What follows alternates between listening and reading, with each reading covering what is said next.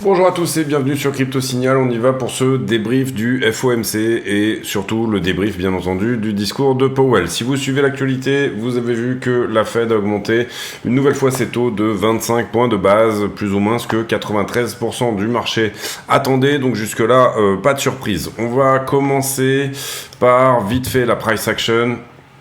On va rester ici sur du 1 heure. Vous voyez que globalement ce qui s'est passé concrètement, c'est qu'on a eu une journée plutôt baissière toute la journée aujourd'hui. Pré-FOMC, on vient prendre plus ou moins les shorts qui étaient en position juste avant d'attaquer le mouvement. Donc ça, c'est la bougie de 19 à 20 heures. Et puis à 20 heures, au moment de l'annonce des taux et ensuite de finalement du discours de Powell, vous voyez qu'on a une baisse. Donc, concrètement, latéralisation un petit peu sur les points actuels. Vous voyez qu'on revient tester ici ce point-là en 1 heure, qui je pense était potentiellement un bon point d'entrée en longue. Cela dit, pour le moment, donc on préserve la trend ici d'accumulation en 4 heures qui est celle-ci. On reste dans cette compression. Pour le moment, on n'arrive pas à passer les 28,8. Donc ça c'est problématique, je me serais attendu personnellement à ce qu'on tape un petit peu plus haut ici, à ce qu'on crache un petit peu les 29. Est-ce que c'est ce que le prix va nous donner dorénavant? C'est ce qu'on va voir à ce stade. Vous allez voir, et on va rentrer dans le détail par rapport à tout ce que nous a dit Powell, que c'est pas forcément reluisant un peu toute l'histoire. Donc je vous fais ici le débrief du FOMC. Powell arrive. Il nous dit que le secteur bancaire est très fort.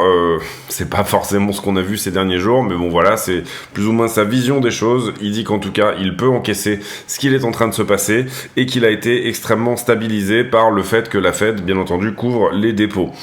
Donc en fait, ça, concrètement, vous allez voir qu'on va beaucoup y revenir pendant ce débrief parce que c'est vraiment important. Le plus important pour la Fed, c'est bien entendu la stabilité des prix, et donc du coup avec un but de retour de l'inflation à 2%. Donc ils ont décidé d'augmenter les taux de 0,25 sur ce meeting-là. Il nous dit que le développement économique a relativement ralenti. On a eu que 0,9% de croissance en 2022 et pour le moment les projections pour 2023 sont de 1,1% de croissance. Il nous dit que le secteur de l'emploi est toujours très fort et ça c'est un petit peu un problème, mais cela dit on voit que éventuellement il y a des signes de faiblesse sur ce fameux secteur de l'emploi. On va y revenir. Donc l'équilibre semble se rétablir. On a un marché du travail qui semble se calmer, mais malheureusement on a un PCI, un Personal Consumption Expenditure qui est toujours de 4,2% et on a un Core PCE qui est toujours de 4,6%. Donc il y a encore du boulot. On va continuer le quantitative tightening, donc finalement tous les achats, le fait de réduire la balance de la Fed, tous les achats qui ont été faits en termes d'obligations un peu pourries, etc. vont continuer à être vendus de manière à éviter une crise obligataire. Quand vous avez des périodes, on passera peut-être plus de temps là-dessus pour ceux qui suivent la chaîne depuis longtemps, on en a déjà beaucoup parlé, mais vous avez des périodes où tout simplement la Fed va racheter sur ces marchés, on va dire des obligations, des crédits, des choses comme ça dont personne ne veut puisque tout simplement les taux d'intérêt sont très bas. Et puis quand le marché va un petit peu mieux, ou en tout cas quand elle décide que elle veut qu'il y ait plus ou moins une crise obligataire, en fait finalement que les conditions de crédit se dégradent, du coup à ce moment-là elle revend ses obligations et c'est ce qu'elle va continuer à faire. Il nous dit qu'il y a un levier au niveau de la crise bancaire qui fait que les conditions d'accès au crédit sont encore plus mauvaises. Donc ça, c'est un levier par rapport à la politique de la Fed qui s'enclenche. C'est presque une aubaine pour eux. Malheureusement, effectivement, ça veut dire que certaines banques disparaissent, mais c'est presque une aubaine. Il nous dit également que on pourrait aller encore plus haut dans les hausses de taux. Et il nous dit également que ils vont continuer à être data dependent. Alors la gestuelle, parce que c'est important. La gestuelle et la manière dont Powell finalement se comporte, etc. Il est sincèrement, j'ai trouvé moi en tout cas bien moins bon que d'habitude. D'habitude c'est plutôt un bon rhétoricien, mais là en l'occurrence j'ai trouvé qu'il bafouillait beaucoup et j'ai trouvé que son discours n'était pas du tout. Il y avait aucune, si vous voulez, il y avait aucune direction. Là où en décembre il nous avait donné un très beau meeting avec des graphes, etc. Voilà, il nous avait vraiment donné quelque chose d'intéressant et je pense que c'est ce qui a pulse un petit peu les marchés. C'est-à-dire qu'en décembre, on n'avait eu vraiment aucune incertitude. On savait où allait la Fed, on savait ce qu'elle voulait, on savait exactement où elle allait. Je trouve que les meetings qu'on a eus depuis, On a dû avoir mars, enfin voilà, il faudrait retrouver les dates, mais les 3 meetings qu'on a eu depuis, on voit que Powell sait pas où il va finalement, et on voit que cette crise bancaire en mars leur fait quand même d'une certaine manière un petit peu peur. On passe ensuite aux questions, puisque Powell a terminé son allocution, et du coup la première question c'est est-ce qu'on va désormais vers une pause ou pas, ce qui est forcément la première question à poser. Si vous êtes le premier journaliste à lever la main et à qui on donne le micro, c'est bien évidemment la question qu'on se pose. Et là, Powell nous dit, vous avez compris, on l'a enlevé du communiqué, là où la dernière fois, on avait effectivement annoncé plus ou moins qu'on était proche d'une pause. Cette fois-ci, on ne l'a pas fait. Et on sera, encore une fois, on verra en fonction des datas. Les datas qui vont sortir vont nous dire où on va. En fonction de ça, on va sortir des forecasts. Et en fonction de ça, on va réfléchir là où on peut aller. Il y a des datas qui sont importantes, on va y revenir après parce qu'il y a une autre question vraiment là-dessus, mais pour lui l'économie va ralentir et donc du coup eh bien c'est ça qui va donner plus ou moins les datas suivantes et notamment bien entendu le marché de l'emploi, puisque si l'économie ralentit, on a des gens qui sont au chômage, du coup moins de demandes et du coup les prix diminuent, ce qui aide bien entendu Powell dans son mandat. Il y a une question ensuite sur le plafond de la dette aux États-Unis. Vous savez qu'il y a en ce moment un petit souci. Il y a normalement le plafond, la dette est bloquée à un certain plafond, on va dire pas par la Constitution, mais par le Congrès. Il doit être voté bientôt le fait d'augmenter à nouveau ce plafond. Et là, il dit que c'est pas son boulot, c'est plutôt le boulot du Congrès, etc. Mais que lui, sa vision des choses, c'est que bien entendu, le risque est énorme. Si jamais les États-Unis en venaient à ne pas augmenter ce plafond, ça voudrait dire tout simplement qu'il y aurait des défaut de la part des États-Unis sur leur propre dette. Donc bien entendu, vous l'avez compris, le 1$ qui crache et énormément de non-confiance dans la première économie du monde. Donc du coup, ça serait vraiment pas du tout une bonne chose. Ensuite, question sur Silicon Valley Bank. Il y a eu une réunion il y a de ça quelques mois. Le board en avait parlé avant que ça arrive, le board de la Fed, et ils avaient eu une réunion spéciale sur les risques sur le secteur bancaire. Et là, Powell nous dit, finalement, oui, effectivement, on a eu cette réunion, mais on n'a pas, pendant cette réunion, anticipé le fait qu'il y aurait un bank run. C'est-à-dire qu'on a anticipé le fait que la banque serait effectivement dans des mauvaises dispositions. Certaines banques seraient dans des mauvaises dispositions parce que elles étaient trop chargées en taux finalement, avec des taux assez faibles sur des durées assez longues, alors que finalement, vous l'avez compris, on a eu une inversion de la courbe des taux, etc. Donc du coup, il est plus intéressant en ce moment de placer à très peu de temps plutôt que de placer à très longtemps. Et surtout, ces taux à maturité longue, donc a priori 10 ans, ont bien entendu énormément perdu de leur valeur. Donc du coup, les banques ont été obligées de revendre ces taux au moment où il y a eu bank run, au moment où les gens ont voulu retirer leur argent, soit pour avoir des meilleurs placements, soit puisqu'ils étaient inquiets d'être à Silicon Valley Bank. Et bien à ce moment-là, Silicon Valley Bank a dû revendre bien entendu ces bons qui avaient des très mauvais taux et une très longue maturité avec une perte de 20-30%, ce qui a occasionné bien entendu leur défaut de paiement. Donc ça, il dit, on l'avait pas anticipé, vous allez voir qu'on va y revenir aussi plus tard. Ensuite, toujours par rapport à la crise bancaire, la question qui est posée, c'est est-ce que ça vous inquiète pas que JP Morgan, qui est la plus grosse banque aux États-Unis, eh bien finalement soit en train d'absorber plusieurs banques qui sont en difficulté. Et là, il dit, vous savez, quand je suis arrivé, il y avait 14 000 banques, quand j'ai commencé ma carrière, il y avait 14 000 banques aux États-Unis, aujourd'hui il y en a 4 000, donc je pense que c'est de toute façon, on va dire, quelque chose qui est structurel. Le problème, c'est qu'effectivement, on a besoin d'une diversification des banques, on doit avoir des banques d'affaires, on doit avoir des banques privées, on doit avoir des banques qui sont spécialisées dans le logement ou que sais-je, et effectivement, c'est un problème parce que on en perd une partie ici de cette diversification. Le boulot de savoir quelle banque a des problèmes appartient au FDIC et en l'occurrence, nous, notre boulot, ça va être de couvrir les dépôts à partir de là puisque c'est la décision qui a été prise. Pour l'instant, l'issue n'est pas trop mauvaise et on a l'impression, on a le sentiment que peut-être le secteur bancaire peut s'en sortir. Ensuite, une autre question sur les restrictions du crédit au niveau des banques. Effectivement, qu'est-ce qu'il se passe ? Les banques ont des problèmes. On voit qu'effectivement, les banques qui sont les banques moyennes, de taille moyenne, on va dire, sont en train de restreindre le crédit. Là, Powell nous dit ça nous aide d'une certaine manière. Donc il admet que le fait que les banques soient dans une mauvaise situation en ce moment est plutôt de nature à l'aider dans son boulot. Le fait qu'on aille plus haut en ce moment, puisque vous comprenez que si jamais à chaque fois qu'on augmente ici les taux, on augmente finalement les taux à court terme, mais les taux à long terme ne prévoient pas une inflation qui va durer 10 ans.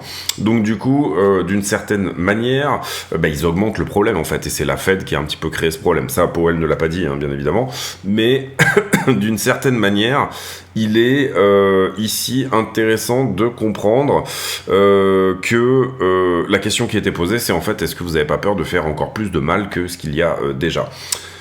Question suivante, est-ce que c'est suffisant 5, on est en ce moment à 5,25. Est-ce que c'est suffisant ou alors est-ce qu'on s'arrête là? Est-ce que vous pensez qu'on est dans un territoire qui est suffisamment restrictif? Et là, Powell dit, on ne sait pas encore, on a besoin de plus de data. Donc à chaque fois qu'on lui pose un petit peu la question, est-ce qu'on arrive à une pause? Puisque c'est ce qui est dans les prix, hein, le marché est en train de pricer ça. Et ben Powell nous dit, on ne sait pas encore, on ne sait pas, on ne sait pas. Et encore une fois, le marché déteste l'incertitude. Et donc là, en l'occurrence, à mon avis, c'est quand même pas des très bons signaux qu'il envoie, même avec la gestuelle. On a vu que, voilà, c'était vraiment, il n'a pas été très bon aujourd'hui, sincèrement. Voilà. Et il dit par contre pas mal de banques de taille moyenne semblent être en restriction et ça c'est encore une fois une bonne chose. Question suivante, on a vu que l'inflation diminue, on voit les effets un petit peu de la politique de Powell là-dessus, alors pourquoi on continue à augmenter les taux? Est-ce que finalement on ne devrait pas juste simplement poser et regarder comment ça se passe plutôt que de continuer en permanence à augmenter? C'est un petit peu mon avis aussi. Ici, il dit on peut pas s'arrêter et en fait ensuite dire ah bah mince le niveau était pas optimal et là on continue. Là il pense que entre guillemets il y a une fenêtre parce que le marché du travail est très fort, parce que l'économie semble tenir, parce que le secteur bancaire certes est bancal mais il y a une forme de fenêtre et donc il dit je pense qu'on a eu raison de ralentir, on a ralenti, vous vous rappelez qu'on avait fait des 0,75 et ensuite des 0,50 et maintenant on est à des hausses de 0,25. Il dit on a ralenti mais effectivement là on est dans une certaine fenêtre donc on doit tout de suite aller au niveau optimal et ensuite y rester et ensuite ne pas donner en fait des faux signaux pour lui, ça lui paraît être quelque chose d'important. On a vu que l'inflation depuis mars 2022 elle a ralenti et puis elle a un petit peu repris et puis elle a encore ralenti donc du coup il faudra effectivement quelques mois entre le moment où on atteint ce niveau optimal et le niveau où vraiment elle va baisser.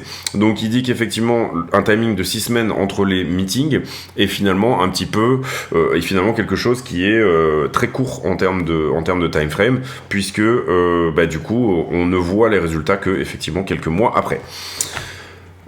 Question suivante, pourquoi est-ce qu'on pourrait pas accepter 3% d'inflation? Est-ce que c'est vraiment obligatoire d'aller à 2%? En ce moment on est autour de 4-5. On est autour de 5, je vais vous dire ça. Comme ça va changer un peu le visuel en plus, parce que là... et bien du coup, en ce moment, on est autour de... Hop. On est autour de 5% à peu près d'inflation. Là où c'est intéressant, c'est qu'effectivement, on a des taux qui sont au-delà du CPI global, du headline CPI. Donc c'est intéressant, c'est pas ce que Powell a dit, mais en tout cas, on arrive dans un territoire où, effectivement, on combat 5% d'inflation avec 5% de taux d'intérêt. Donc là, ça commence, moi je trouve en tout cas, à être quelque chose de relativement extrêmement powerful, extrêmement puissant, autant pour moi. Et donc du coup, Powell dit non, nous on va pas accepter 3%, vous comprenez que leur goal ici c'est d'arriver au 2%, on va pas accepter 3%, on veut 2% et c'est tout simplement parce que c'est notre job et que c'est notre but, c'est notre boulot. Le marché du travail est fort malgré quelques faiblesses et on a effectivement de la chance, c'est que le marché de l'emploi nous permet ça. C'est-à-dire qu'on peut, étant donné le fait que le marché de l'emploi est extrêmement fort, ça vous l'avez compris en ce moment, Powell à un moment donné avait dit à un certain meeting où on acceptera jusqu'à 4,5 de chômage sans trop de problèmes et vous voyez qu'en ce moment on a vraiment un marché de l'emploi qui est extrêmement fort. Donc du coup le marché de l'emploi est extrêmement fort et on a un peu cet effet d'aubaine où on a cette capacité de le faire, donc faisons-le, on y va fort et on n'hésite pas. Peut-on éviter une récession? C'était la question suivante. Powell dit pour moi c'est possible. On a augmenté de 5% les taux et le marché de l'emploi est toujours à 3,5% de taux de chômage. La hausse des salaires a diminué. On avait effectivement des très mauvais signaux de ce côté-là puisque quand vous avez une inflation, quand vous avez une hausse des salaires qui continue à prendre, et bien à ce moment-là, ça enclenche bien évidemment un effet de spirale sur les prix. Les salaires augmentent donc les prix augmentent. Donc il dit de mon côté, je ne crois pas qu'on aura une récession, mais je pense qu'on aura un ralentissement significatif de l'économie. Question suivante, est-ce que c'est pas finalement trop de profits qui font l'inflation, au sens où, on l'avait vu dans une vidéo, on en avait parlé, et ben on a cette espèce d'idée que les entreprises se sont ajustées à une inflation qui était galopante. Finalement, ils ont augmenté leurs profits plus vite que leurs coûts n'ont augmenté. Et donc, du coup, ils se sont hedgés assez rapidement, finalement, sur une potentielle récession à venir. Encore une fois, c'est un petit peu l'idée. Et là, Powell dit, moi, je pense que c'est plutôt un problème d'offres et de demandes, c'est-à-dire que si on a trop de demandes, on a trop de profits, tout simplement. Donc si les gens sont prêts à acheter à des prix qui normalement devraient être prohibitifs, bah, ça veut dire qu'il y a un souci, ça veut dire qu'effectivement il y a trop d'argent qui baigne, l'économie baigne dans un petit peu trop d'argent et du coup on doit avoir une politique monétaire restrictive de manière à restaurer la stabilité des prix. Ensuite, question qu'on lui pose, c'est quand on parle de data, en fait on regarde en arrière, dans quelle mesure est-ce que vous regardez en avant? Et là Powell dit oui, on s'appuie sur de la data pour effectivement prévoir le futur. C'est plus ou moins ça qu'on fait par rapport à l'inflation, par rapport au salaire, par rapport au PIB. Mais là, surtout pour lui, la chose qui est relativement difficile à quantifier, mais qui est très importante, c'est le credit tightening, c'est-à-dire c'est cette manière où les hommes risques dans les banques restreignent l'accès au crédit. Sous-entendu, une banque peut sentir qu'elle est dans une situation difficile en octroyant finalement trop de crédit à des personnes type, je sais pas moi, un crédit immobilier, crédit d'affaires, encore une fois, voilà. Et on a des hommes risques, ce qu'on appelle l'homme risque en France, c'est celui qui calcule le risque et qui dit oui, on y va ou non, on n'y va pas. Et là, on a des hommes risques qui effectivement tiennent en compte la rentabilité des banques et du crédit. On a des crédits qui sont donc du coup, on a une recherche où ils sont d'ailleurs mieux valorisés, hein, puisque tout simplement les taux sont meilleurs. Donc théoriquement, on restaure la rentabilité des banques. Mais à ce stade-là, on a effectivement on va distribuer moins de crédits tout simplement parce que les banques ont peur de faire défaut. Donc, c'est un petit peu le deuxième effet qui se coule, c'est-à-dire effectivement des conditions de crédit qui se dégradent, d'autant plus que les taux se dégradent. Donc, du coup, encore une fois, on parle de cette espèce d'aubaine dont bénéficie Powell à ce stade. Question suivante, est-ce qu'on va réduire les taux à un moment donné? Et là, Powell botte en touche et très largement, il dit, je pense que le board, dans toutes ses prévisions, dans toute sa manière d'envisager les choses, pense que ça va prendre énormément de temps et que pour arriver aux 2%, donc à la target, eh bien c'est important. Et la petite aparté, là où c'est relativement cohérent, c'est vrai qu'on a un core CPI, donc ce sur quoi agit la Fed, qui est plus ou moins en train de stagner. Vous le voyez ici, il est autour des 5,7, 5,6, 5,5, 5,6. On n'est pas sur quelque chose qui corrige fortement de ce côté-là. En fait, on a une inflation qui plombe en ce moment par rapport à quoi? Par rapport au prix du pétrole, qui est plus ou moins dans les barres rouges que vous voyez là. Et c'est-à-dire qu'on a une inflation ici, vous le voyez, les prix du pétrole qui désormais sont plus ou moins à la négative. Donc on a une forme d'inflation qui est plutôt une inflation de demande qu'une inflation de l'offre. La seule chose qui corrige fortement, c'est l'hébergement, et il pèse beaucoup dans le CPI. Il est pondéré à hauteur de 43% dans le secteur du CPI. Donc ça, effectivement, ça baisse. Mais par contre, dans tout le reste, secteur, donc ça veut dire des services, le healthcare, en fait, les biens et services, tout le reste, quoi. Et bien là, du coup, on n'est pas du tout à la correction. Donc ça nous embête beaucoup. Nouvelle question sur le plafond de la dette, et là, encore une fois, Powell répond un petit peu la même chose, c'est-à-dire on ne peut pas envisager un monde où les États-Unis ne payent pas leurs factures. Ensuite, question suivante sur Silicon Valley Bank et First Republic, donc encore une fois la crise bancaire actuelle, et quelles sont les leçons à tirer de ça. Et là, Powell dit, on a une grosse banque qui a failli, qui a fait faillite, qui a fait un échec. Pourquoi? On doit identifier bien entendu toutes les variables, etc., etc. Ensuite, est-ce que, et ça c'est plutôt une bonne question, vous ne pensez pas que tout ça est la résultante de vos actions? Sous-entendu, est-ce que vous êtes content de votre mandat, hein, de ce qui se passe actuellement, etc. Là, il dit, je suis chairman depuis 5 ans, je suis conscient que j'ai fait des erreurs, si je dois me blâmer sur certaines erreurs, je le ferai, et je le fais déjà, j'ai des regrets, mais là j'ai un travail, et la question c'est plutôt, où est la solution? Où est-ce qu'on va? Qu'est-ce qu'on fait? Où est-ce qu'on fait? Qu'est-ce qu'on va? Comme on dit à Marseille. Et ensuite... question suivante, est-ce qu'on a envisagé une pause pendant ce meeting? Il dit que les 25 points de base ont beaucoup été défendus, qu'on a moins parlé de pause qu'au précédent meeting, donc ça c'est vraiment baissier aussi, enfin en termes de sentiment c'est pas génial. On a moins parlé de baisse qu'au précédent meeting, et en l'occurrence, ce qu'il dit c'est qu'on est quand même plus près de la fin que du début. Donc voilà, on a encore une fois une forme d'indécision ici. Dernière question, on parle des leçons apprises, puisque quand il a parlé de ses mandats précédents et de ses erreurs, etc., il dit qu'il a appris beaucoup de leçons, et en l'occurrence là il prend l'exemple de Silicon Valley Bank. Pour eux, il n'était pas possible qu'il y ait un bank run par rapport à Silicon Valley Bank, et en fait finalement l'information est allée tellement vite, il dit on a été vraiment estomaqué par la vitesse à laquelle tout ça s'est passé. Conclusion par rapport à tout ça, eh ben pour moi, sincèrement, c'était pas un beau meeting de la part de Powell, et j'aime bien quand Powell, Powell c'est, on va dire, le plus gros influenceur au monde, voilà, même si je sais pas combien il a sur son YouTube, mais d'une certaine manière, c'est quelqu'un qui est plus puissant que Biden, et moi j'aime pas quand ce mec-là il bafouille, quand il sait pas vraiment où il va, etc. J'avais été vraiment impressionné par son meeting de décembre. En janvier, je trouvais qu'il avait plus ou moins fait du bon boulot. Là, en l'occurrence, on sait pas, et les marchés globalement, d'une certaine manière en général, n'aiment pas ça, et il nous dit qu'on sait pas. Alors ça peut vouloir dire que le marché va un peu faire sa vie, qu'il va à un moment donné se dire bon à ce moment-là, nous on va pricer que la prochaine fois ça va s'arrêter, et c'est plus ou moins ce que le marché est en train de faire depuis janvier, d'une certaine manière. C'est plus ou moins ce que le marché est en train de caler depuis janvier, c'est-à-dire là il nous avait donné des vraies datas, etc. On était par là il nous avait donné des vraies datas. On avait eu ici on avait eu un meeting, je crois, on devait être autour d'un meeting ici, où après on avait corrigé fortement parce que tout simplement il nous avait remontré de l'indécision.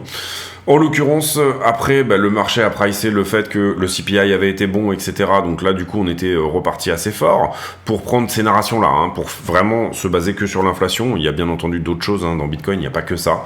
Mais Bitcoin est quand même sensible au taux d'intérêt. Bitcoin n'est pas forcément sensible à l'inflation, puisque c'est un actif anti-inflationniste, tout simplement parce qu'il a un numerus clausus, il y a un certain nombre de bitcoins qui sortira, et donc du coup, entre guillemets, c'est même plus ou moins la solution contre tous ces problèmes que sont l'impression monétaire à outrance, et en fait des cycles où la sphère monétaire et la sphère économique ne sont pas en phase. C'est-à-dire qu'en fait, on est dépendant de la sphère monétaire pour pousser l'économie, et ainsi de suite, et surtout des cycles électoralistes dans lesquels on a plus ou moins, en fait, finalement, un État qui a le pouvoir de battre monnaie, donc il le fait, puisque finalement, on est réélu que dans 4 ans, en l'occurrence pour les États-Unis, 5 ans en France, mais ça sera au suivant de payer les pots cassés. Donc augmenter la dette n'est pas sincèrement et réellement un problème en soi. Donc qu'est-ce que je voulais dire là-dessus, oui, bon, d'une certaine manière, voilà, on peut le voir comme ça. J'aime pas trop, moi, ces meetings où Powell est indécis.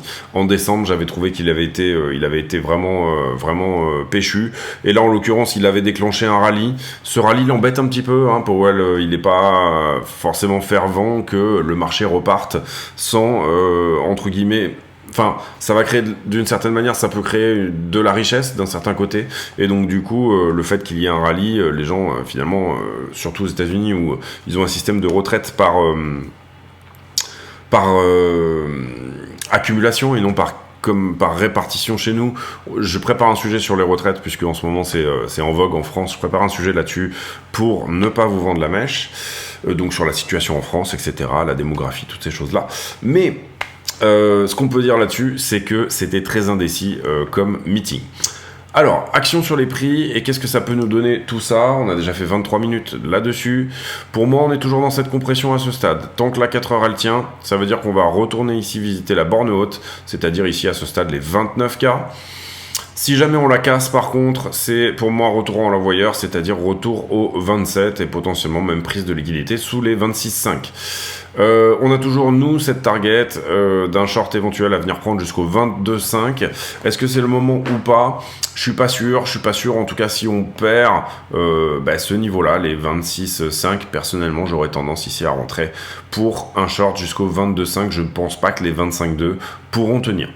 C'est mon avis et ça n'engage que moi. On va passer sur Ethereum aujourd'hui parce que sinon on va faire une vidéo très longue. On va ici tout de suite aller voir plus ou moins les news, mais je pense que, bien entendu, la plupart ici va nous donner le fait que la Fed augmente les taux par 25 points de base.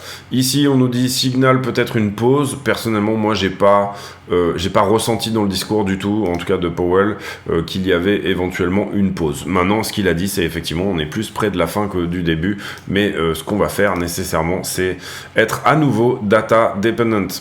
Là aussi, on nous dit, ça signale possiblement une pause. Personnellement, j'ai pas vu ça non plus. En tout cas, dans le discours, c'est vraiment pas ce que j'ai ressenti. Donc, voilà, c'est mon avis, mais ça n'engage que moi. Ici, pas grand-chose sur ce média-là. Là, non plus, beaucoup d'accounts qui seraient bloqués apparemment chez Binance et notamment du côté de l'Iran ils ont été obligés soit de retirer leurs fonds, soit de prouver qu'ils avaient la permission d'utiliser la plateforme. Donc ça, c'est pas génial pour Binance en tout cas, et c'est pas génial pour le monde dans son ensemble. Le monde dans son ensemble devrait avoir accès tout simplement aux cryptos parce que c'est un droit. Et là, en l'occurrence, vous voyez que du côté de l'Iran, c'est pas génial de ce côté-là. Donc Binance, normalement, théoriquement, qui est une plateforme qui normalement laisse pas mal de liberté, devrait, je pense, ici faire le nécessaire. Matic qui fait un rebond et Solana qui descend retrouver son support. Encore une fois, on n'a que de la Fed ici, bien évidemment. Alors, le ADP Employment, finalement, le rapport qui émane de l'ADP, donc du coup qui est privé, on a rajouté 300 000 jobs en avril, ce qui est un plus haut depuis plusieurs mois. Donc ça, c'est pas très bon comme nouvelle. C'est une nouvelle qui est sortie aujourd'hui autour de 14h. C'est ça qui a rendu les marchés plutôt baissiers d'une certaine manière, c'est-à-dire que un secteur de l'emploi qui va très bien dans un contexte inflationniste n'est pas une très bonne chose, au sens où effectivement, on peut effectivement ici penser qu'on va être dans une forme de spirale des salaires et que les salaires vont continuer à augmenter, ce qui va faire que la Fed continue, bien évidemment, en territoire restrictif. Le vrai rapport sur l'emploi, on l'aura vendredi avec les rapports du BLS et bien entendu le taux de chômage du mois d'avril. Personnellement, je suis beaucoup le ADP. Pourquoi ? Parce qu'il est privé et parce qu'en fait, comment se passe le ADP ? C'est une entreprise qui dit combien vous avez empoché ce mois-ci, combien vous avez. Donc elle appelle un certain nombre, un panel, on va dire de personnes et c'est plus ou moins une statistique qui est faite sur la base d'un sondage. Ici, le Employment Report, il y a beaucoup d'ajustements saisonniers et de choses qui sont incompréhensibles dans la formule, donc du coup qui peuvent permettre de manipuler les prix. Mais par contre, sur le rapport sur l'emploi, moi ce que je suis vraiment particulièrement, c'est les hourly wages, c'est-à-dire les salaires horaires. Est-ce qu'on continue d'augmenter les salaires horaires ou alors est-ce que leur baisse est importante ? Et ça, c'est vraiment quelque chose que Powell va suivre. Je vous le garantis. Ici, est-ce qu'il va y avoir une pause maintenant ? Je mets en pause et je lis cet article parce que tout le monde parle de pause alors que moi, j'ai pas entendu ça, donc on va regarder ça. D'accord. En fait, le statement, donc celui-ci là qui a été réalisé à 20h pour expliquer de combien va être la hausse des taux, etc. Lui parlait d'une pause et ensuite ça a été effacé du statement. Donc tous ces articles, d'une certaine manière, on en a parlé, oui, d'accord, il y a effectivement un discours assez dovish de pouvoir dire qu'on va, et c'est pour ça, je pense qu'on a un petit peu pump du côté autour des 20h, il y a eu un petit peu un pump dans la minute autour des 20h, mais derrière, en fait, cette phrase a été visiblement effacé du statement, si je comprends bien, puisque voilà. Et Powell effectivement dit il ne serait pas approprié de diminuer les taux, mais également quand il parle d'une pause, il dit on va voir. Donc globalement tout ça, qu'est-ce que ça nous dit ? Ça nous dit que tout simplement la vraie chose qui sera importante, ça sera dans une semaine. Quelles seront la data autour de l'inflation ? Et comme on aime bien être complet sur la chaîne, on va regarder un petit peu et on le regarde assez souvent. Qu'est-ce qui s'est passé sur le mois d'avril ? d'une certaine manière, on va prendre un mois entier. Oui, c'est ça, on est le 3 mai, c'est pas mal. 4 avril, vous voyez, on était à 4,35 et ici, on est à 3,89. On peut estimer que le CPI dans son ensemble a fait un mouvement au mois d'avril, en tout cas sur ce que nous dit Trueflation, du coup, moins 0,4, ce qui est plutôt pas mal. Si jamais on se base sur les projections, on va dire, vous le savez que j'ai ma petite droite, moi, de tendance. Alors, ça vaut rien, hein, enfin, ça vaut rien. Ça vaut ce que ça vaut, on va dire. C'est une droite qui nous donne une tendance, comme quoi on pourrait arriver aux 2%. Si jamais on continue sur ce chemin-là, on pourrait arriver aux 2% en août. Si on continue sur cette tangente-là, ce qui, je pense, ne sera pas le cas, hein, je pense qu'on va plutôt rejoindre celle-ci, la deuxième, et donc terminer autour du 1er juin 2024, c'est-à-dire désormais dans un an, autour des 2%. Cette histoire-là va potentiellement durer un peu plus. En tout cas, on a la fenêtre, là, pour moi, on a la fenêtre entre août et de toucher les 2%, entre août et juin.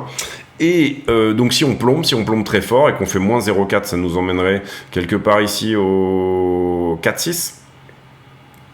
4,6, vous le voyez ici, oui, on serait à peu près dans la trend, voilà. On a eu un début du mois de avril qui était un petit peu haussier, vous le voyez, alors là on le voit pas très bien, si je me mets en 6 mois, voilà, vous le voyez ici, on a eu une première quinzaine d'avril, dans laquelle, voilà, là on est 22 mars, fin mars, voilà, début avril ici, sur la fin mars, on a eu d'abord une poussée, et puis ensuite on a fortement corrigé, parce que le pétrole s'est ravisé. Ici c'était un endroit où tout le pétrole a pricé une hausse, puisque l'Arabie Saoudite a commencé à dire qu'ils allaient couper la production de 1 million de barils par jour, etc. Et donc du coup, vous le voyez, on était à 4,22, on est monté jusqu'à 4,49, donc plus 0,3. Et puis sur la fin avril, il semblerait qu'on ait corrigé, en tout cas d'après ce que nous dit Trueflation. Si on regarde l'outil de la fête de Cleveland, qui a plutôt pas mal marché en ce début d'année, vous voyez que ce qui est pricé par la fête de Cleveland sur le mois d'avril, et les datas datent d'aujourd'hui, eh bien ça serait on va prendre le headline hein, pour être plus simple, ça serait un CPI en avril à 5,19 et un core CPI à 5,56. Mais 5,19, retenez bien ce chiffre, et en l'occurrence un CPI en monthly à 0,6. Je sais pas ici si on a déjà les on va regarder au 10 mai, est-ce qu'on a déjà les forecasts ou pas? Malheureusement non.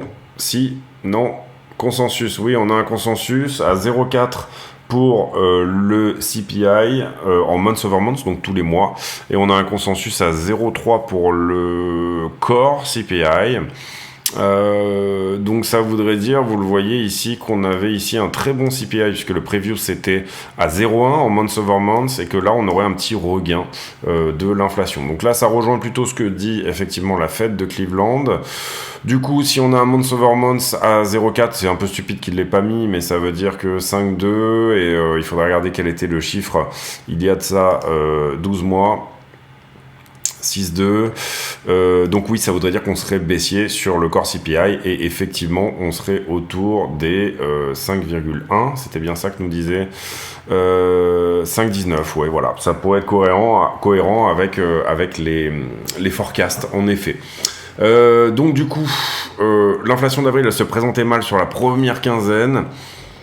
On va voir ici, pour moi, ce qu'il faudra vraiment principalement suivre, c'est potentiellement qu'est-ce que nous dit le housing.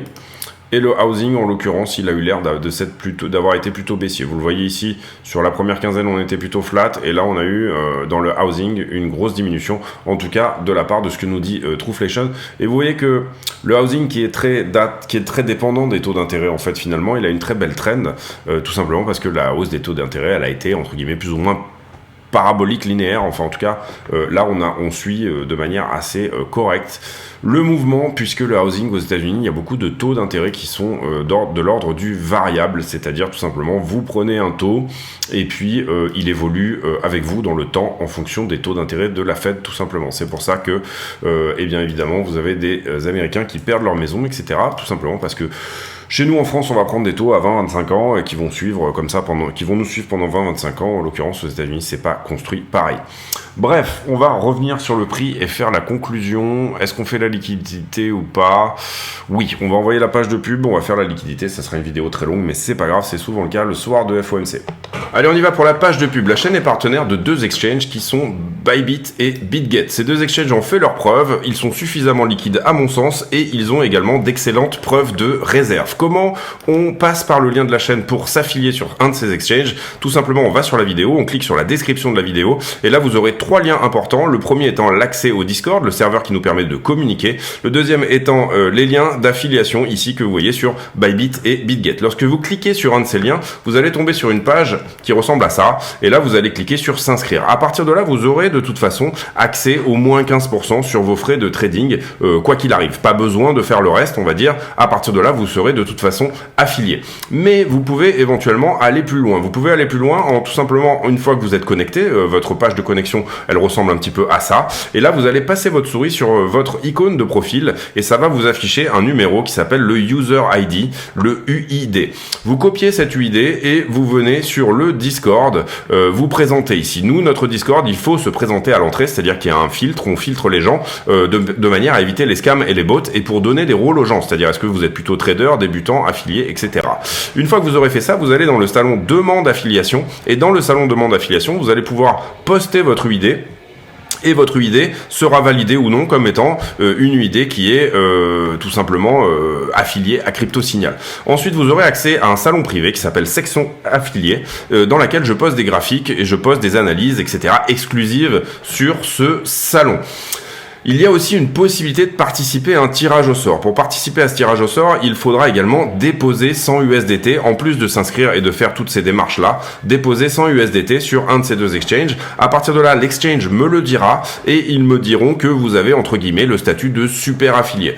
Le statut de super affilié, vous n'êtes pas obligé de trader ces 100 USDT d'ailleurs, ils peuvent très bien juste rester sur la plateforme quelques temps, le temps que vous soyez validé, et puis une fois que vous êtes validé, vous pouvez les enlever, vous en faites ce que vous voulez, mais ça vous permettra de participer à un tirage au sort tous les 20 affiliés de 200 USDT. Donc le premier tirage au sort, il sera sur 20 affiliés, le deuxième sera sur 40, une chance sur 40 de gagner 200 USDT, le troisième sera sur 60, une chance sur 60, etc. Donc voilà, écoutez, si ça vous intéresse, n'hésitez pas à passer par ces liens, et puis on revient à la vidéo. Merci de votre attention. J'en profite pour vous dire qu'on est également partenaire de KuCoin, donc n'hésitez pas. J'ai sorti aujourd'hui une vidéo où on a analysé plus de 90 altcoins. J'ai sorti la dernière fois une vidéo où on a analysé 60 altcoins. Donc on fait vraiment la totalité des assets de KuCoin dans l'ordre alphabétique, jour par jour. Ça va prendre un certain temps, on en est à la lettre C, mais ça prendra le temps que ça prend. Et puis après, derrière, bien entendu, on va affiner un petit peu tout ça avec du fondamental, etc. Je pense qu'on va en sortir une vingtaine de coins intéressants graphiquement. Et ensuite, on ira après derrière, bien évidemment, voir leur fondamental. Ici, on a liquidé hier 70 millions de dollars, 30 millions sur BTC, donc à peu près pour moitié, un petit peu plus sur Bitcoin plus Ethereum, Ethereum correspondant à la moitié de Bitcoin.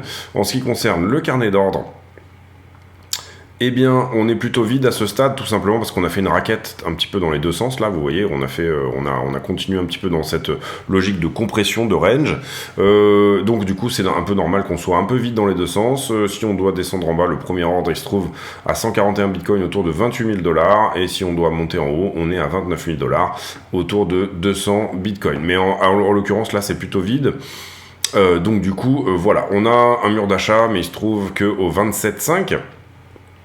Et voilà, à ce stade, on va dire que c'est mitigé entre ceux qui vendent et ceux qui achètent. Le carnet d'ordre est plutôt sur le spot, vraiment au mitigeur, vous comprenez ce que je veux dire.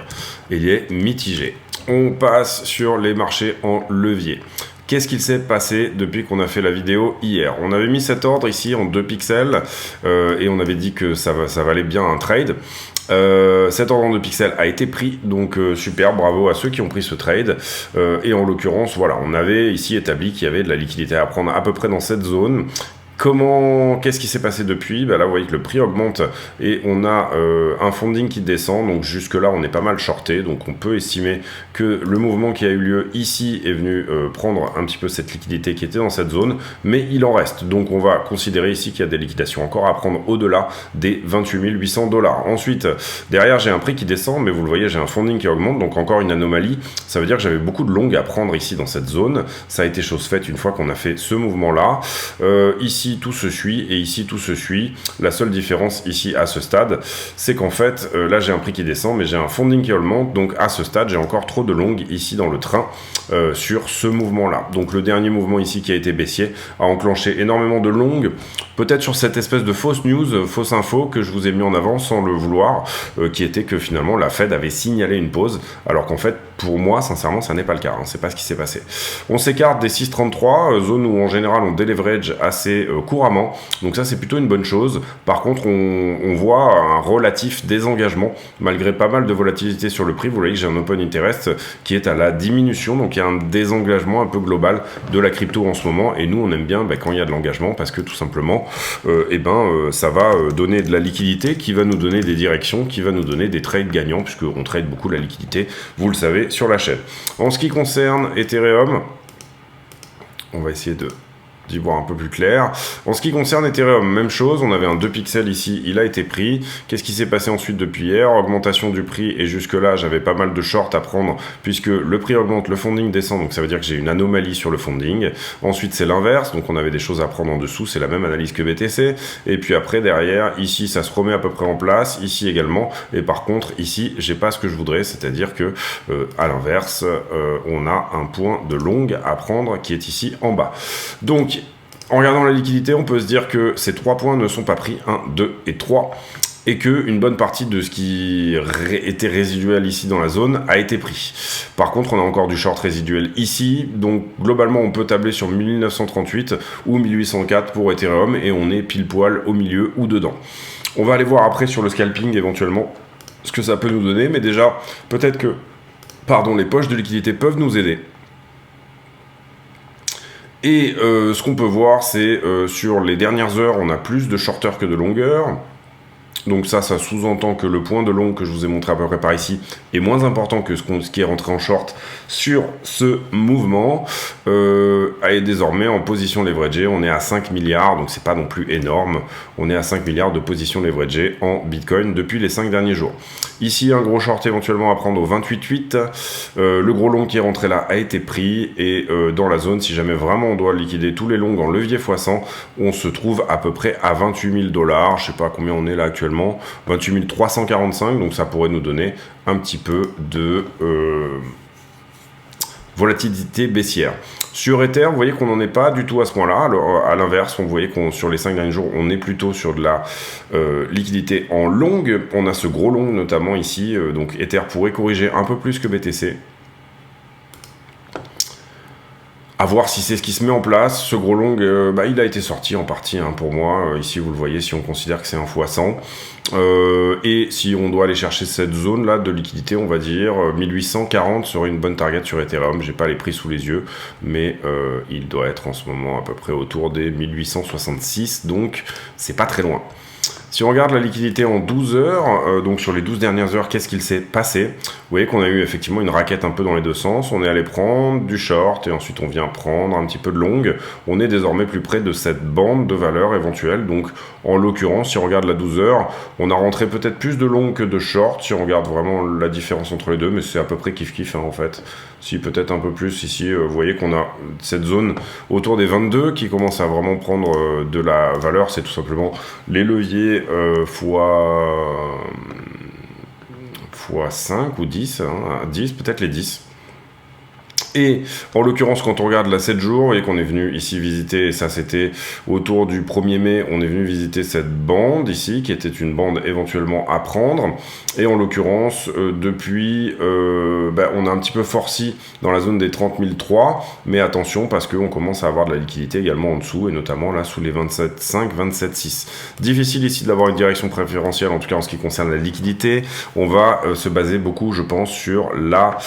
d'abord sur la 1 mois. Sur la 1 mois, vous voyez que c'était encourageant qu'on ait pris toute cette borne de liquidité là, mais on a tellement latéralisé dans cette zone que finalement on a réaccumulé du monde en dessous. Donc 26,3, peut-être éventuellement une borne qu'on vient visiter avant de potentiellement casser en haut si c'est le cas. Et à l'inverse ici, vous voyez que par contre on a beaucoup de monde avec ces 3 tops 4, 5 tops successifs plus bas les uns que les autres, eh bien il n'est pas exclu qu'on fasse une prise de liquidité au-delà des 31 000 $. Et personnellement, c'est pour le moment mon scénario privilégié. Même si j'ai plus tendance à me baser en général sur la 7 jours que sur la 1 mois, je trouve qu'elle marche mieux.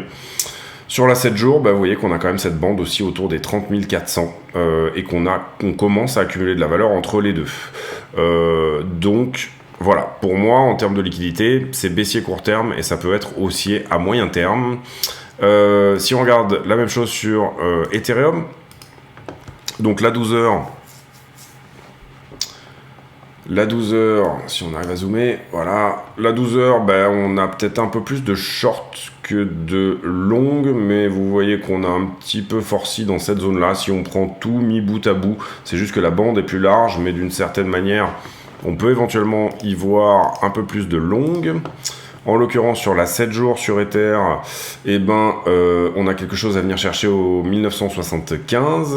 On a, ça c'est bien, pour nos portefeuilles d'investissement en tout cas, commencé à accumuler de la valeur dans cette zone. On a commencé à venir la prendre, on n'a pas terminé le boulot.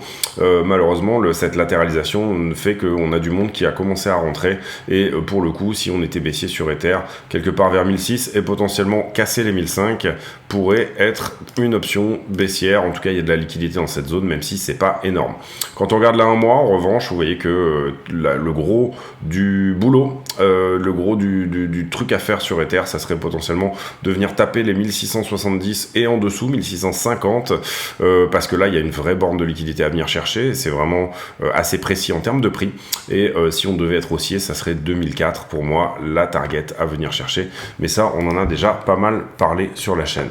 On va ici aller voir désormais les plus petites time frames. Donc on voit ici que alors la 1 heure à ce stade semble passer baissière parce qu'on n'a pas pris de plus haut ici, d'accord? Néanmoins, vous voyez qu'on fait des creux sur la 1 heure qui sont de plus en plus hauts. Donc c'est une compression, ça fait plusieurs jours qu'on en parle. Voilà, ici on compresse entre une 4 heures et une autre 4 heures. Donc on est en train de former cette espèce de bout de triangle là.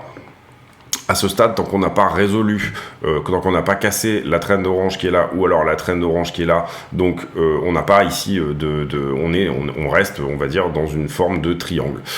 Pour le moment, on pourrait se dire que la dernière borne visitée, c'est plutôt la borne haute, j'ai envie de dire, si on prend ce range comme étant, à peu près de cette amplitude-là, donc de là à de là. La dernière borne visitée, c'est la borne haute, donc on pourrait se dire, là, on peut se diriger vers une prise de liquidité en bas. 26,8. La news n'est pas exceptionnelle aujourd'hui. En tout cas, j'ai vraiment trouvé que Powell était extrêmement hésitant et qu'il a rajouté de l'incertitude. On va voir demain comment la presse digère un peu tout ça. Là, je pense que les articles vont évoluer puisqu'on est très proche finalement du moment où c'est sorti.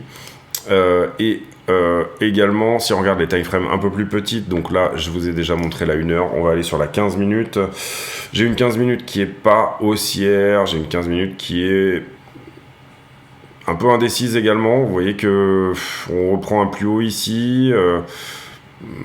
Pour moi, on est en compression aussi sur la 15 minutes. Vous voyez que si je vous trace sur la 15 minutes les sommets et les creux, et finalement, on est sur quelque chose où on a 2 sommets plus hauts que les précédents. Ici également 2 plus hauts. Allez, on peut dire que la 15 minutes peut potentiellement passer haussière. En tout cas, si on passe les 28,8. Ensuite, la 5 minutes. La 5 minutes, vous voyez qu'on casse un petit peu cette traîne de distribution là, ou en tout cas on semble le faire. Je pense que c'était une 1 heure.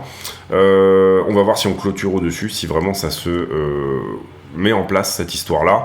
Je pense que c'était une 4 heures, on va regarder. Pardon. Alors oui, c'était une 4 heures, vous voyez que on l'avait mise de cette bougie de distribution là à celle-là, elle est un peu mal foutue d'ailleurs, voilà, là elle serait mieux comme ça, voilà exactement. Pour l'instant on l'a pas cassé, pourquoi? Parce que j'ai encore un petit bout de queue, vous le voyez là, cette partie-là est sous la traîne, et moi je considère qu'on a cassé une traîne que à partir du moment où on a une nouvelle, un corps de bougie entier. Donc là j'ai une partie du corps de bougie qui malheureusement est dans la traîne. Bon, en tout cas c'est plutôt pas mal à ce stade. Vous voyez que derrière le CPI, là le mouvement est en train d'aller corriger les shorts résiduels, les shorts qui sont un petit peu retardataires. Globalement, prise de profit sur ce mouvement éventuel autour des 28,6, je tablerai même sur un petit 28,8. c'est-à-dire une prise de liquidité au-delà de ça. Et pour le moment, encore une fois, et là on regarde que la structure, vous avez compris que quand on a regardé la liquidité, oui, on avait un delta de plus de shorters, etc. Mais en fonction des time frames, on n'était pas forcément confiant sur la quantité de liquidité. Pour le moment, le fait de voir que cette 4 heures tient, ici cette trend d'accumulation, et qu'on est peut-être en train de péter celle-ci, pourrait nous emmener à aller à minima retoucher celle-là, c'est-à-dire autour des 29 000 $. C'était le scénario qu'on avait évoqué hier et avant-hier, et pour l'instant, on va dire qu'on peut s'en tenir à ça. J'aurais bien vu, moi, sur cette mèche-là, d'aller toucher les 29. Ça n'a pas été fait, tout simplement parce que y a eu un FOMC, et que dans un FOMC, on a un petit peu de volatilité dans les deux sens. Encore une fois, et si on regarde, j'étais tout à l'heure sur voilà, on va regarder la 5 minutes. Sur la 5 minutes, on est complètement baissier, aucun problème là-dessus. Vous le voyez, plus bas, plus bas, plus bas, plus bas, plus bas, plus bas. Pour l'instant, le point qui semble tenir ce mouvement, c'est un vieux point qu'on a mis déjà depuis un bon moment, qui est celui-ci, et qui semble donner réaction à ce stade. Donc, concrètement, on est toujours dans une forme de latéralisation, finalement borne haute et borne basse, je vais vous les mettre en avant ici, mais globalement vous voyez que c'est les deux 1 heure, les deux niveaux en 1 heure ici que je vous ai mis. Résolution de cette histoire pour moi elle ira avec la résolution des trends 4 heures, c'est-à-dire que soit on perd la trend 4 heures qui est ici, soit on gagne l'autre, mais pour le moment moi c'est mon gros critère, on va dire, de décision. Personnellement j'ai pris un long ce matin. Non, j'ai pris un long en début d'après-midi même, sur la cassure de cette 5 minutes là, pour aller reprendre ce plus haut là. Donc ce trade là était gagnant. J'avais laissé un runner qui du coup n'a pas touché, mais bon, c'était plutôt un pas trop mauvais trade, on va dire juste avant le FOMC, ça a été rapide, c'était plutôt pas mal. Là à ce stade, vous voyez qu'on est en train d'en casser une autre, donc c'est pareil, gardez vos trends dans 5 minutes, tracez-les, parce que c'est toujours intéressant d'avoir ici des signaux. Potentiellement on peut être en train de péter celle-ci. Donc du coup à ce stade, venir chercher les 28,8 n'est pas forcément totalement incohérent. Si jamais on perd par contre ce hold level qui est ici en 1 heure, les 28,2, à ce moment-là, ça veut dire que ce trade sera perdant et qu'il faudra passer au suivant. En tout cas, on casse une trend dans 5 minutes, on a ce niveau qui vient casser la trend, qui attaque cette trend-là. Le niveau, il est là, on l'a retouché ici une nouvelle fois, on vient de casser cette trend ici. Je suis pas dans ce trade-là en particulier, mais en l'occurrence ici, ça pourrait éventuellement nous donner à nouveau cette latéralisation et cette espèce de mini-range dans le range qu'on va avoir quelque part entre 28,8 par là et 28,2 par ici. Donc voilà, c'était un niveau logique où on aurait pu rebondir. On était sur la trend 4 heures, on était à l'attaque de cette jambe là qui normalement devait nous donner éventuellement un rebond. C'est pas forcément dit que ici derrière on ne continue pas à dessiner une 5 minutes qui soit baissière, d'accord, et qu'on n'ait pas une perte de ce niveau, mais à ce stade, pour le moment en tout cas, c'est pas trop mal. Donc, conclusion. Le fondamental est relativement dégueulasse, on a un Powell qui sait pas trop où il va et qui nous annonce pas ce qu'il veut faire. Donc ça c'est problématique, on préférerait même qu'il nous mente d'une certaine manière, ou en tout cas qu'il nous donne une direction pour les prochains mois, direction qu'il ne suivra pas, mais que du coup on ne soit plus dans cette espèce d'incertitude où on sait pas si c'est la fin, pas la fin, etc. Le marché va devoir se débrouiller tout seul d'une certaine manière. Il y a un moment donné où ça avait d'ailleurs même été le cas pour beaucoup en janvier, février, mars, enfin toute la zone là un petit peu, le moment, le marché se démerde tout seul, c'est-à-dire il dit moi je pense que ça va faire comme ça, etc.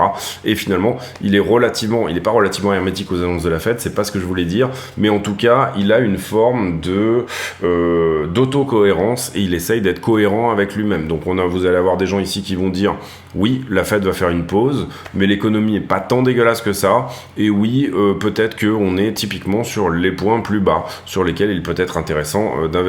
À l'inverse, vous avez tous ceux qui vont crier au crash et qui vont dire mais il faut absolument sauter sur le bouton short parce que toute l'économie va se casser la gueule, et ça peut être effectivement une possibilité, je dis pas que c'est pas le cas, mais en l'occurrence ici, vous avez une zone de combat entre les deux, et on le voit extrêmement bien sur le S&P, où finalement on est bloqué dans une zone depuis, je sais pas, ça fait peut-être un mois qu'on est dans une zone de 100 $, c'est un truc de malade. Ça fait combien de temps à peu près depuis là. Ça fait un mois, littéralement, que on est dans une zone de 100, 150 $. et où on a très peu de volatilité, on va dire, enfin très peu de... Voilà, sur le S&P, en tout cas, on ne sait pas trop où on va. Aujourd'hui, forte correction. Est-ce qu'on va sur le S&P? Tiens, on va faire l'analyse de S&P puisqu'on est dessus. En l'occurrence, qu'est-ce qu'on avait dit? Nous, on avait dit que c'était les 4... Enfin, on est sur un scénario en Elliott où on va au 4004, 4472 exactement. En tout cas, 4004 ici, vous le voyez, la target en bleu. Pour le moment, là, on latéralise. On a eu une A, on n'a pas eu notre B de ce mouvement. Si jamais on a clôturé ici, vous le voyez, donc la A, B, C et la A, B, C, une flat. Dans tout ce mouvement, cette B qui se fait en flat. Ici, on s'attendra quand même à une correction du S&P, voilà, avant d'atteindre les 4004. Est-ce que c'est le début de cette correction-là? Est-ce que quelque part, on n'est pas au début de ça? Je sais pas. Pour le moment, on va voir. Qu'est-ce qu'on a corrigé pour le moment depuis le plus haut? Pas énormément, hein, vraiment. En termes d'amplitude, c'est pas ouf. Ici, vous le voyez. On n'a même pas touché le premier arrêt sur ce mouvement-là. Si on l'a à peine touché, c'est-à-dire les 0,38,2. Bon, je pense que ça peut quand même taper plus bas ici, hein. Donc l'idée, ça sera potentiellement, donc là on va décaler puisque ça c'est pas le même décompte, c'est le décompte suivant. En l'occurrence ici, je pense que S&P pourrait venir rejouer avec les 4000, que ça serait pas choquant. Et peut-être même les 3950 pour rebondir sur la zone et éventuellement derrière venir taper les 4004. Est-ce que S&P peut se buter la tête sur la résistance actuelle, c'est-à-dire le niveau qui est ici? Là, vous voyez qu'on avait déjà corrigé ici. Ensuite, il n'est pas forcément retesté là dans cette zone, mais la dernière fois, on s'est tapé la tête dessus, dans la flat en fait, hein, cette flat en ABC, là, vous le voyez, A, B, C. Donc pour faire cette B en jaune. Est-ce qu'il peut se cogner la tête sur ce plafond-là? Est-ce que c'est, puisque c'est désormais la deuxième fois qu'on y va et qu'on se fait rejeter? Personnellement, je pense pas. Je pense qu'on va l'éclater. Et je pense que on va au 4004 sur S&P. Vraiment, j'en ai une forme de conviction, hein, voilà. Donc ce sera un bear market rally pour moi sur S&P, et après derrière on aura une plus grosse C qui malheureusement va nous emmener à perdre les plus bas du moment. Est-ce que Bitcoin va corréler à S&P? Pour moi non, on est sur des différences en ce moment, on le voit assez bien sur notre dashboard, où finalement parfois Bitcoin suit le gold. Là j'ai mis Ethereum, je sais pas pourquoi. On va revenir. Non, j'ai mis Ethereum BTC, intéressant. On va revenir sur Bitcoin ici. Autant pour moi. Tac, on va prendre celui-là. On va réinitialiser ça. Hop. Ça aussi. Hop. Ça aussi. Comme ça, on a. Voilà, un petit peu la même time frame un peu de partout. Vous le voyez qu'aujourd'hui, bon, Bitcoin a pas mal suivi S&P. On a été baissier ici sur la journée. Vous voyez que le gold, par contre, en revanche, a plutôt augmenté. Donc aujourd'hui, on a eu une journée où effectivement, Bitcoin était plutôt corrélé au S&P que au gold, tout simplement parce qu'on était dans une journée où on a beaucoup parlé de taux d'intérêt. Bitcoin est sensible à tout ce qui est taux d'intérêt, je le rappelle, il n'est pas sensible à tout ce qui concerne l'inflation. En tout cas, moi, c'est l'image que j'en ai. C'est-à-dire que quand on va avoir un bon print au niveau du CPI, Bitcoin va finalement bien se comporter parce qu'on va anticiper derrière que effectivement les taux vont rebaisser. Pourquoi? Bitcoin c'est un asset jeune et donc du coup il a besoin effectivement de liquidité pour bien se porter, c'est-à-dire que admettons vous avez le crédit facile, vous avez tout ce qui est, vous avez accès à énormément de choses, vous avez trop d'argent entre guillemets, vous allez peut-être vous dire tiens je vais en mettre un petit peu dans le Bitcoin. C'est pas forcément que pour les retail, hein, ça marche aussi pour, on va dire les boîtes, enfin, en tout cas c'est très important pour Bitcoin, voilà, qui est un petit peu de nager dans une forme d'argent. D'une certaine manière aussi, ce qu'on peut dire, c'est que on peut aussi penser que, comment dire. Ici, quand vous avez un Bitcoin qui augmente, en fait, finalement, vous avez quelque part un dénominateur qui diminue, à savoir le dollar. Donc, à chaque fois que vous imprimez, quelque part, Bitcoin ne s'emporte que mieux, d'une certaine manière, parce que son dénominateur diminue, donc sa valeur augmente. C'est une rareté programmée. À l'inverse, ici, on peut dire aussi que, d'une certaine manière, dans des temps inflationnistes comme aujourd'hui, moi j'aurais tendance à dire que c'est un petit peu la fenêtre intéressante pour Bitcoin, au sens où c'est peut-être le moment où il va enfin trouver sa vraie fonctionnalité, à savoir tout simplement celui de plus ou moins réserve de valeur. Et en tout cas, si jamais on rentrait dans un contexte hyper inflationniste, ce qui n'est pas du tout une donnée, hein, pour le moment on voit que l'inflation plombe, etc. Mais si jamais on rentrait dans un contexte où ça dure un petit peu cette histoire, peut-être que finalement Bitcoin pourrait pas trop mal s'en sortir par rapport tout simplement au reste. Pour le moment, on ne sait pas si Bitcoin est en train de fonctionner bien, tout simplement parce qu'il est en train de devenir une réserve de valeur.